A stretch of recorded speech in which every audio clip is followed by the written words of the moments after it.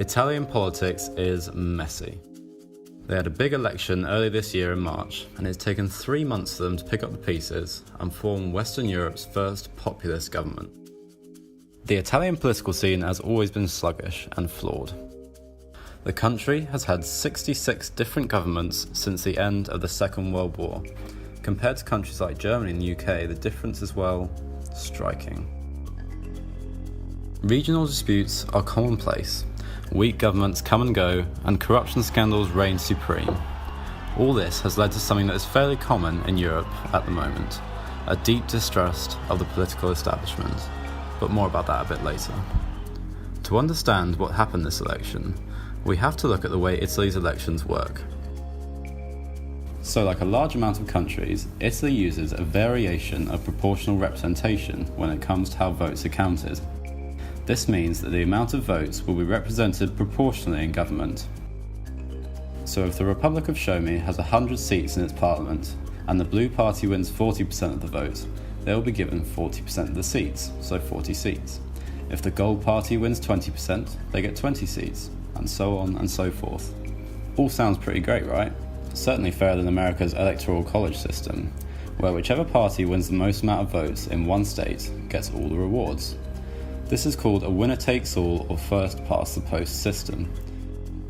The UK uses it to a less extreme extent, so does India, Canada, and Gabon. But whilst proportional representation sounds great for fairness, it often leads to no clear winners, and no power for the biggest parties, leaving them with no mandate. When a parliament looks like this, and not this, you can imagine the squabbling increases, and the effectiveness decreases. Italy now uses a super cool, super neat and totally not overcomplicated combination of proportional representation and first past the post. 61% of members are elected proportionately, 37% by the first past the post system and 2% by Italians living abroad. However, for most of Italy's recent history, it was just proportional. This is one of the main reasons that Italy's politics is so messy, and governments are always never effective and don't stick around. It is common in European countries that use this system for coalitions to be essential in creating majority governments. However, infighting within coalitions due to conflicting values and opinions leads to nothing getting done. The second reason for Italians' dissatisfaction with the establishment is the fact that Italy's economy is on the verge of collapse. After never recovering from the 2009 financial crisis, their national debt sits at a nice 137% of their GDP, ranking 4th worldwide. Unemployment sits at 11%, and Italians up and down the country are restless with their stagnating economy and general low quality of life as a direct result of failed government policy. The third reason for distrust of the political veterans in Italy is the plague of corruption scandals that have swept through the country, mainly revolving around the established centre-left and centre-right coalitions that have, until recently, been a mainstay in Italy's political scene. After the centre-left were well and truly rumbled in the 1990s for just ridiculously widespread corruption charges, a hero rose from the ashes, claiming to rid the government of corruption and bring about Italy's centre-right golden age. That man was Silvio Berlusconi, media mogul, owner of AC Milan, and full-time womanizer. Berlusconi stuck around for about 25 years and did quite the opposite of dispel corruption and wrongdoing within the Italian government, himself being involved in charges ranging from extortion, embezzlement, child sexual abuse, mafia collusion, bribery, defamations, etc., etc. Whilst he was only ever convicted of tax evasion and sentenced to 4 years in jail, this was enough to convince the Italian people that the establishment simply could not be trusted anymore with running Italy, and something had to change. The answer? An Italian populist revolution. In 2009, the Movimento Cinque Stelle, or Five Star Movement, exploded onto the political scene, spearheaded by Beppe Grillo, a bombastic comedian and long-time critic of the Italian political establishment. The rise of the movement was, in truth, utterly remarkable. It is very rare in the existing European political atmosphere, especially in the form of such an unusual party, or should I say, movement. In the early days, the movement was basically the Beppe Grillo movement, with his fiery speeches and unique outlook towards politics, gaining momentum at an impressive pace. The movement based itself around the ideals of direct democracy, which is where the people vote directly on how their party should function, and e-democracy, implementing these votes through the use of the internet. Policies were therefore chosen by online votes, as were candidates, and from the outset the movement denounced corruption. If you were to stand for political office in the movement, you could serve no longer than 2 terms in any form of service, and you have to have a clean criminal record. Combining this with direct democracy gave the Italian voter a clear way to say no to corruption within their system. Alongside this, the movement stressed a rejection of the left-right paradigm, further cementing the idea that they were the anti-establishment option. The movement not only offers a rejection of corruption, it also offers potential answers to Italy's dire economic and social well-being.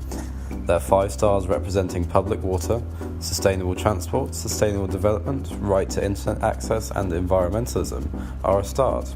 However, this does not tell the full story. They are an anti-immigration party, and also align themselves with the idea of Euroscepticism. These policies are seen as pragmatic by some, and that they offer radical change to Italians who are tired of the left-right commitment that bogs down establishment parties. It is clear that this difference between left and right is blurred when the movement announced its endorsement of a universal basic income for Italians. The Five Star Movement's main opponents came in the form of Berlusconi's Forza Italia and the vehemently anti-establishment Lega Nord. The Lega Nord, meaning Northern League, has wide support in the north of Italy, and back in 1996 they tried to declare this area of Italy, known as Padania, as an independent country. This Padanian nationalism has faded, but the party's message hasn't, and the party's anti-immigrant message resonates with the Italians who see migrants arrive by their hundreds of thousands through Sicily, Lampedusa, and Italy's south coast. They are, like the Five Star Movement, a populist party, rallying behind their strongman leader Matteo Salvini, whose comments and attitudes are akin to a better-known strongman leader that we all know and love. His tell it how it is rhetoric appeals to those who are not convinced by the unorthodox proposals of the Five Star Movement, offering a textbook family values, closed borders and tough on crime agenda that is music to traditional conservatives' ears. If we look at the polls leading up to the election closely, you might spot something rather peculiar. This red line, sky high in the polls, this is actually the Social Democratic Party, the party of Matteo Renzi, the leader who backed down just a few years earlier. And we know how the polls love backing the established parties. It was always clear that the Five Star Movement would most likely be the biggest party. However, pollsters genuinely gave the centre-right and centre-left coalitions a chance of winning. And the Five Star Movement's commitment to never forming coalitions meant that it was anyone's game. A late surge by the Five Star Movement saw them soar to an unexpectedly large victory, with the Social Democrats narrowly beating the Northern League, the latter of which has surged in support to become the 3rd biggest party, with Silvio Berlusconi's Forza Italia floundering in 4th place. No party or coalition gains the 40% threshold needed to govern, thus leading to a hung parliament, and months of uncertainty to follow. We can judge the success of the Five Star Movement and the right-wing coalition by how they both took previously controlled democratic territory. The establishment effectively collapsed, and Italians sent a strong message, with Salvini and Berlusconi completely pushing the Democratic Party out of the north, and the Five Star Movement destroying democratic control of Sardinia, Campania, and Rome. The Five Star Movement ran riot in Italy's south, winning over the poor and the young across the south, including areas such as Naples, Sicily, and Puglia. The Northern League commanded the north, securing Piemonte and threatening firmly democratic strongholds of Bologna and Florence. Their anti-immigration, anti-EU message had struck home. Being the wealthiest area of the country, Northerners were tired of inheriting the South's problems and, like the South, felt betrayed by the Eurozone and the EU as a whole. Neither coalition was able to gain a majority, and the future of Italy rested in the palm of the Five Star Movement. Due to their long-standing position, however, on not forming any coalitions, the country was seemingly headed towards fresh elections. However, in an amazing turn of events, an increasingly confident Matteo Salvini and an increasingly desperate Luigi Di Maio formed a grand populist alliance after 2 months of deliberation. This was, and is still, groundbreaking. The world's 8th largest economy, headed up by Western Europe's first populist government. This coalition stunned the world due to their seemingly opposite views on many or most issues. However, they were united in one thing: throwing the likes of the establishment to the dogs. A law professor named Giuseppe Conte was selected by the coalition to be their prime minister.